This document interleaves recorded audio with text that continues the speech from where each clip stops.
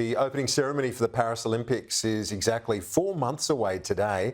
The Australian team will be looking to improve on an impressive 6th place in the medal tally from Tokyo, where we won 17 gold, including 9 in the pool. I'm delighted to say I'm joined here in the studio by 1988 gold medalist Duncan Armstrong. Great to see you, Duncan. Thanks for being here. First of all, before we get to talk Olympics, why are you here today? Well, I'm the stakeholder manager here at ESSA, which is Exercise and Sports Science Australia.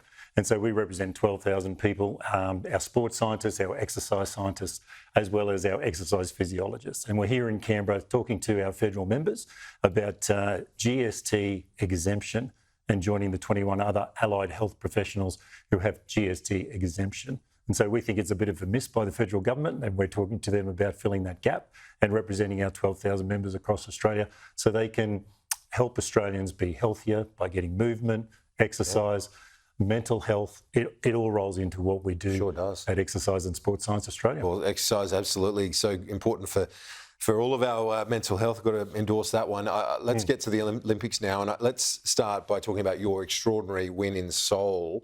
We can talk about that all day, Kieran. Well, let's give it a few minutes anyway. I love talking about this because it was remembered, it was talked up as being the clash of the titans, that race, for Matt Biondi, the American, and the German Michael Gross. But That's right. You made a bit of a mockery of that. Well, I was ranked 48th in the world, but I had Laurie Lawrence on my side and I was Australian, so those poor blokes didn't stand a chance.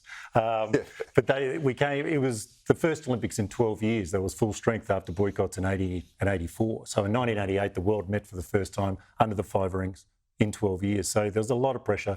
I was on day one of competition, ranked 48th in the world, and was able to put together a perfect race and get to them by the finish and set a new world record and live all of my dreams that I've been dreaming since I was about 6 years old. So for me, in 1988, on the 19th of September, it was a perfect day. A perfect day, and we've got the images there on the screen, which you touched on, and the legendary coach Laurie Lawrence completely lost it in the stands. I do remember vividly watching it, and you probably didn't realise at the time as you were finishing this wonderful moment in your career, but that in itself, alongside your swim, really became one of the most iconic images in Australian sport, didn't it? Yeah, well, I trained with Laurie for 9 years, and it's given me 35 years of therapy. But Laurie had this unique blend of enthusiasm and professionalism. And you saw it all outpour in the stands on that day because there's so much pressure goes into the 4-year clock. You've got 4 years to prepare for a race that takes 1 minute and 47 seconds. That door opens and it closes for another 4 years. So that 4-year clock is sometimes crushing in pressure. But Laurie was such a great coach, he could prepare young people to understand that equation and actually get ready for it and think you're going to win. So he prepared me beautifully. He had a fantastic time in the stands during the race, and we've had a fantastic association since then with that Olympic gold medal. So I've been very grateful for that. Yeah, well, a wonderful legacy that you both have.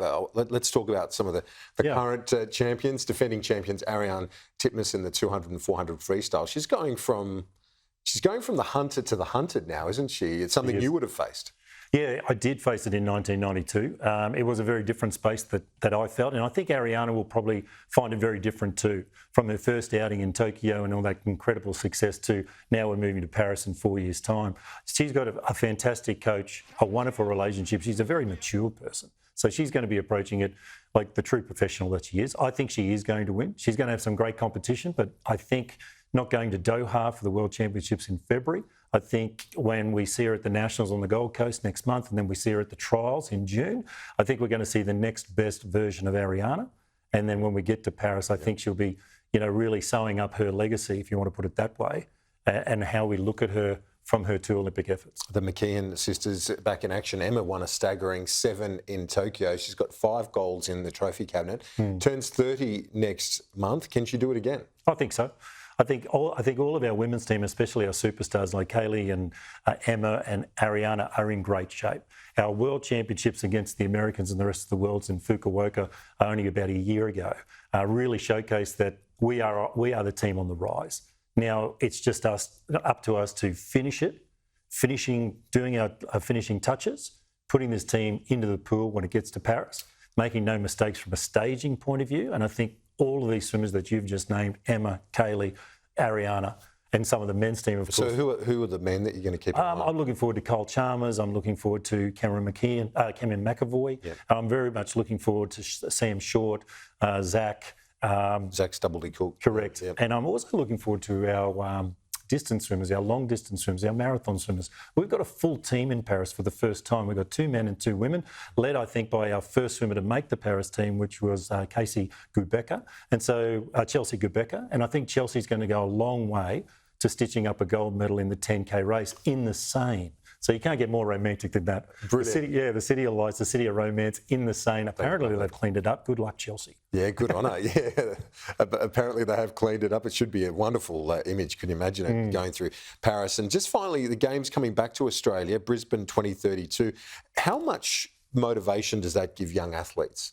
I think it's everything, Kieran. I think the lessons that we had in Sydney with the build-up to Sydney, we didn't know Ian Thorpe in 1993 when we got the games, but boy, didn't we know him when 2000 came around as a 17-year-old. So, we're yet to unearth the next Thorpes, Hackett's, Susie O'Neill's, Ariana Titmus's, and all of it in the next 8 years. So we've got this amazing lead-in. We've got a lot of infighting at the moment with the delivery partners, and are we going to build anything, and the political footballs. We'll get there. But that's all going to drop away because these are the young people that we will know post-2032 for the rest of our lives. Yeah, imagine another Thorpe. Hard to imagine now. I think we deserve it. They're probably only 10 years old right now, maybe even less. Agree. I couldn't agree with you more. So we're ready for the next Thorpe, and Thorpe set such a great example of what you can get to as a young person coming through with all his world records and his incredible swimming. So I think we're ready for the next one. I think we are. Duncan Armstrong, wonderful to see you. Appreciate it. Thank you.